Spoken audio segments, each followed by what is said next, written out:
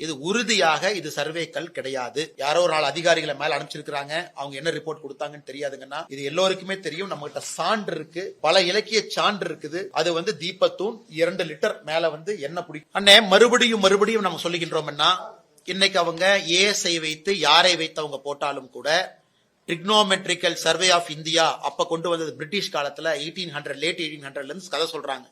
இது உறுதியாக இது சர்வேக்கள் கிடையாது. ஆர்கியாலஜிக்கல் சர்வே ஆஃப் இந்தியா யாரோ ஒரு நாள் அதிகாரிகளை மேல அனுப்பிச்சிருக்காங்க, அவங்க என்ன ரிப்போர்ட் கொடுத்தாங்கன்னு தெரியாதுங்கன்னா, இது எல்லோருக்குமே தெரியும். நம்ம கிட்ட சான்று இருக்கு, பல இலக்கிய சான்று இருக்குது. அது தீபத்தூண் 2 லிட்டர் மேல என்ன பிடிக்க முடியும். சர்வேக்கள் 2 லிட்டர் எண்ணெய் ஊத்துறதுக்கு எதுக்கு சர்வேக்கள் வைக்க போறாங்கன்னா, கார்பன் டேட்டிங் எல்லாம் எடுத்து பாத்திரலாங்கன்னா எல்லாத்துக்குமே தெரியும் அந்த தூண் எத்தனை நாள் அங்க இருக்குன்னு. அதனால தமிழக அரசு பொய்யின் மீது பொய்யை சொல்லி அவங்க தான் மாட்டிக்க போறாங்க. முருகரை நம்பக்கூடிய உங்களுக்கும் எனக்கும் எல்லோருக்கும் தெரியும் அது தீபத்தூண் தான். எத்தனை பொய்யை சொல்லி மாட்டாங்கன்னு பாத்திரலாங்க.